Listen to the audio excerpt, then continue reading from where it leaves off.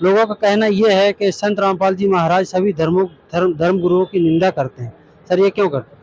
नहीं, हम लोगों को तो आज तक ऐसा नहीं लगा, क्योंकि गुरु जी जो ज्ञान बताते हैं संत रामपाल जी महाराज, उनका ज्ञान इतना अच्छा ज्ञान है कि जो व्यक्ति एक बार उस ज्ञान को अच्छी तरह से समझ जाएगा तो वो जीवन में कभी भी ये नहीं कहेगा ये निंदा करते हैं, बल्कि वो तो ये कहेगा भाई यही ज्ञान तो अच्छा है और यही ज्ञान सच्चा है, क्योंकि ये ज्ञान प्रमाणित है गीता जी से, वेदों से और बाइबल से, गुरु ग्रंथ साहब जी से, यानी चारों धर्मों के सभी सदग्रंथों से प्रमाणित करके ज्ञान बताया है संत रामपाल जी महाराज जी ने। और उसको अगर कोई निंदा समझता है तो वो ज्ञान से परिचित नहीं है।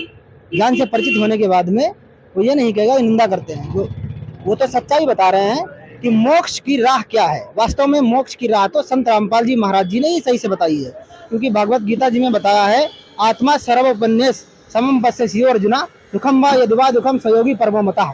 अर्थात जो व्यक्ति अपने जीवन का कल्याण कराए वही परम योगी है, वही ज्ञानी है। तो ज्ञान की परिभाषा को उदाहरण में रखते हुए संत रामपाल जी महाराज जी ने ही एकमात्र ऐसे संत हैं जिन्होंने हजार प्रमाण दिए हैं कि ये ज्ञान सत्य है और भगवान सत्य है। गीता जी, वेदों में, बाइबल में, गुरु ग्रंथ साहब में, कुरान में, हर एक ग्रंथ में प्रमाणित करके ये बताया है कि ये ज्ञान प्रमाणित है, इसमें कहीं भी कोई भी प्रकार की निंदा नहीं है।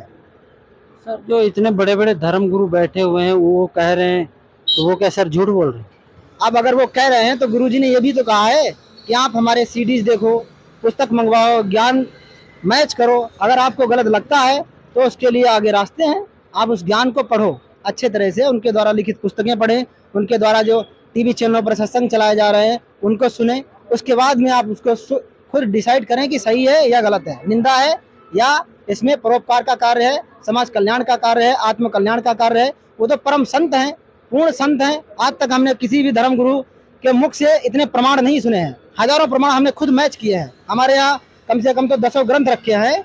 इसमें मतलब गुरु जी के इस मिशन में जुड़ने से पहले हमने उनके द्वारा दिए गए प्रमाणों को उन्हीं सदग्रंथों में मैच किया। देवी महापुराण, गीता जी और अन्य जितने भी पुराणे हैं, वेद हैं, सब में ज्ञान को मैच किया अच्छी तरह से। 100 के 100% ज्ञान मैच हो गया। तो जब ज्ञान मैच हो गया तो व्यक्ति कहाँ से किसी की निंदा कर रहे, वो तो आत्म कल्याण का राह बता रहे हैं। इसमें कोई प्रकार की कोई निंदा नहीं है, बल्कि उनको चाहिए अगर ऐसा लग रहा है उनको तो उनके ज्ञान को ठीक से सुने, समय निकाल करके पुस्तकों को पढ़ें और अपने सदग्रंथों से अच्छी तरह से मैच करें। सर ये बताइए, जो आपके संत रामपाल जी महाराज ऐसा क्या हट के बताते हैं जो अन्य धर्मगुरु नहीं बताते? दरअसल ऐसा संत रामपाल जी महाराज जी हट करके बताते हैं कि जो भागवत गीता जी में बताया गया है कि तत्वदर्शी संत की तलाश करनी चाहिए, तो अर्जुन के मन में जब प्रश्न खड़ा हुआ कि वो उसकी पहचान क्या होगी, हम उसको कैसे पहचानेंगे, तो उसमें श्लोक भी बताया है ऊर्ध्वमूलम अधशाखम असत्वम परावरव्यम छंदांसि यस्य प्राणानि यस्तम वेद सवेद, कि ये संसार तो मानो उल्टा लटका हुआ वृक्ष है। गीता ज्ञान दाता ने ये उदाहरण के तौर पर श्लोक कहा है कि अर्जुन उसकी पहचान इससे होगी, ये संसार यूं समझो कि उल्टा लटका हुआ वृक्ष है, इसकी जड़ें ऊपर की ओर हैं और शाखाएं नीचे की ओर हैं। जो ये सब बता देगा वो तत्वदर्शी संत होगा। आज तक किसी ने इस श्लोक को क्लियर करके नहीं बताया, तो संत रामपाल जी महाराज जी ने इसको बड़े अच्छे से समझाया है कि अक्षर पुरुष एक पेड़ है, निरंजन बाकी डार, तीनों देवा शाखा है, ये पात रूप संसार। तो जब ये सब बताया है तो हमने उसको कंपेयर किया। लास्ट में गीता ज्ञान दाता ने भी कहा है अर्जुन त्वमेव शरणम गच्छ सर्वभावेन भारत तत्प्रसादाम शास्त्रम शाश्वती, तब उस शास्त्रों में स्थान की प्राप्ति होगी उस पूर्ण परमात्मा की संत में जाने के बाद। तो जब ज्ञान मैच हो गया, आज तक किसी ने इस श्लोक को क्लियर करके नहीं बताया, सब ऐसे ही बता देते थे काम चलाओ ज्ञान। तो जब किसी ने प्रमाण नहीं दिए हैं और संत रामपाल जी महाराज जी ने प्रमाण दिए हैं, वेदों से भी बताया है कि कबीर परमेश्वर ही पूर्ण परमात्मा है, और गीता जी में भी बताया है कि वो कभी ही पूर्ण परमात्मा की उपाधि प्राप्त करता है। और गीता जी में यह भी बताया है कि बहुविधा यज्ञाश्च विहिता पुरा, अर्थात बहुत बहुत प्रकार के धार्मिक अनुष्ठान और यज्ञों की जानकारी सच्चिदानंद घन ब्रह्म की वाणी में है। उस वाणी को भी संत रामपाल जी महाराज जी ने ही ठीक प्रकार से बताया है, जो कि वास्तव में पूर्ण संत हैं। और एक एक सदग्रंथ को बड़ी बारीकी से उन्होंने अपने सत्संगों में समझाया है। और अपनी पुस्तकों में भी उन्होंने अच्छी तरह से ज्ञान बताया है। ज्ञान गंगा पुस्तक और हिंदू साहिबान नहीं समझे गीता वेद पुराण, इन पुस्तकों में बहुत अच्छी से ज्ञान को समझाया गया है। अगर किसी को ऐसा लगता है कि वो निंदा कर रहे हैं तो उसने ज्ञान को अच्छी तरह से नहीं समझा है, अपने ग्रंथों को अच्छी तरह से नहीं समझा है। इसी कारण से वो ऐसा कह सकता है। ग्रेजुएट व्यक्ति, समझदार व्यक्ति ऐसा नहीं कहेगा। जो आत्मा का कल्याण कराना चाहेगा वो व्यक्ति ऐसा नहीं कहेगा। Thank you sir.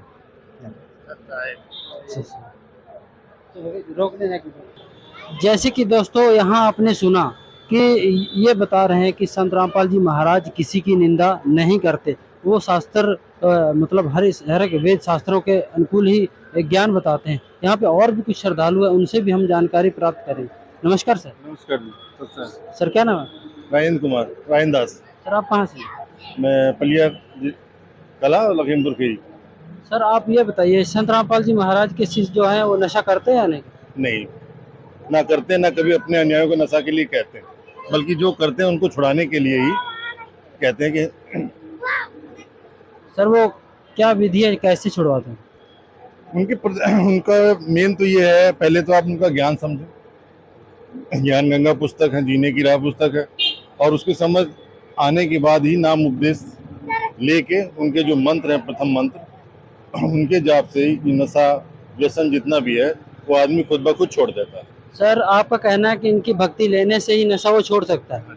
सर आज के जो युवा पीढ़ी है, बहुत सारे लोग हैं सर, जो बहुत सारे धर्म गुरु तक भी है जो इतनी पूजाएं तक करते हैं, वो भी नशा आज तक नहीं छोड़ पाए हैं।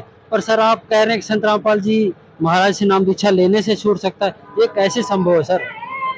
देखिए, ये तो है मानने से है, और जब आदमी भक्ति करेगा तो उसका फल तो अपने आप ही आ जाता है सामने। अब कोई विद्यार्थी है, जब तक उस पुस्तक को पढ़ेगा नहीं, उस सवाल को हल करेगा नहीं, तो उसका उत्तर वो कैसे बताएगा।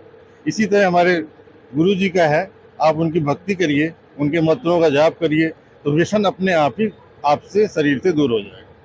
तो सर ऐसा क्या उपाय है जो नशा जल्दी छूट सके?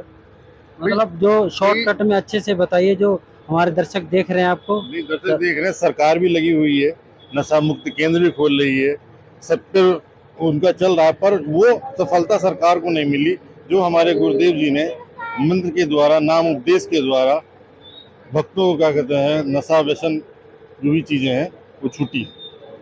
अब जो नशा व्यक्ति करता है, इस प्रश्न का उत्तर वो हम मुझसे ज्यादा बेहतर दे सकता है, क्योंकि हम इस व्यसन में थे नहीं। ये है जी। Thank you sir. धन्यवाद। सच है। तो दोस्तों आपने यहाँ पे जो संत रामपाल जी महाराज के शिष्य है, आपने देखा कि यहाँ पे बताया जा रहा है संत रामपाल जी महाराज के जो शिष्य हैं ना तो नशा करते हैं, ना कोई ऐसी बुराई करते हैं। और मैं कैमरामैन से गुजारिश करूँगा, आगे की पूरी कवरेज दिखाएंगे। और यहाँ पे देख सकते हैं कुछ पुस्तकें लगी हुई हैं, काफ़ी स्टॉल अच्छा लगा हुआ है, गीता पुराण, जो ज्ञान गंगा, और काफ़ी पुस्तकें रखी हुई हैं। और संत रामपाल जी महाराज का अंदर सत्संग चल रहा है, और सत्संग की पूरी आपको व्यवस्था दिखाएंगे, अंदर जो पूरी कवरेज दिखाएंगे, एक एक दिखाएंगे किस तरह संत रामपाल जी महाराज के शिष्य सत्संग सुन रहे हैं, चल रहा है सत्संग की पूरी कवरेज आपको दिखाएंगे। तो सीधा मेरे को लेके सीटी के साथ आने, मैं बोला कि क्या आज ही मेरे को पटियाला लेके जाओगे? तो उन्होंने बोला कि आपको हम राहदारी के अंदर बंद करवाएंगे, सिटी थाना के साथ। तो वहां गए, तो अभी 3 बजे किताबें पहुंची थी, 4 बजे पुलिस आ गई। अगले दिन 9 तारीख थी, तो 10 तारीख को मेरा पहला पेपर था, तो सीपीसी का बोलते हैं, सिविल प्रोसीजर कोड। तो मैं थाने में गया तो अंधेरा हो चुका था, हवालात के प्रबंध नहीं था। तो लोग पुलिस वाला बोला कि वो हेल्प कर सकते हैं, हमारी लाइट चाहिए थी, करेगी तो हम कुछ नहीं कर सकते काम में। तो उन्होंने हवालात में सारे कपड़े निकाल के, सिर्फ वहाँ पे मतलब कि हवालात का पता ही है, अच्छी तरह जानते हैं जिन्होंने कभी देखी है कि हवालात के क्या क्या रूल हैं। तो पूरी रात मैं तो बस इवेंट करता रहा। सुबह 5:30 बजे गाड़ी आई और मेरे को पटियाला के लिए, तो 15 मिनट पहले मैं एग्जाम में पहुंचा अपने। तो वहाँ एग्जाम दिया, बड़े बढ़िया तरीके से एग्जाम मालिक की दया से मेरा हुआ। तो उसके बाद हर एग्जाम में ऐसे ही होता, रात को सीटी थाना होते। वहाँ पे थाने के अंदर एक सरदार जी था, जो मतलब पुलिस वाला था, वो ड्रिंक कर रात को देखेंगे तेरे को ये है, लेकिन वही बात है, जाको रखे साइयाँ मार सके ना कोई, इनकी क्या औकात थी ये कुछ कर सके। तो ऐसे ऐसे करके मालिक की दया से 500 के 5 एग्जाम हुए, और मालिक की दया से वो फर्स्ट डिवीजन से 5वां सेमेस्टर क्लियर हुआ। सर आपको कहीं ना कहीं इस बात का मलाल है कि कि कहाँ किसी बाबा के चक्कर में फंस गया, क्योंकि आपने बरवाला की घटना के मात्र 4-5 महीने पहले ही वो जो पुलिस वाले हैं, बहुत से अच्छे पुलिस वाले भी हैं जो अंदर बहुत बढ़िया तरीके से पेश आते हैं और वो मारना भी पसंद नहीं करते भक्तों को, और बल्कि आदत से बल्कि बोलते हैं कि भक्तों आप बैठो। और अंदर जब हम वहाँ मतलब जाते हैं पेशी पे, हम तो मतलब अपने गुरुजी के दर्शनों के लिए जाते हैं, चलो ठीक है, इनके बॉडी हम पेशी पे जाते हैं, तो वहाँ बिल्कुल अच्छा माहौल है और बढ़िया तरीके से बैठने की व्यवस्था हमारे लिए बन जाती है।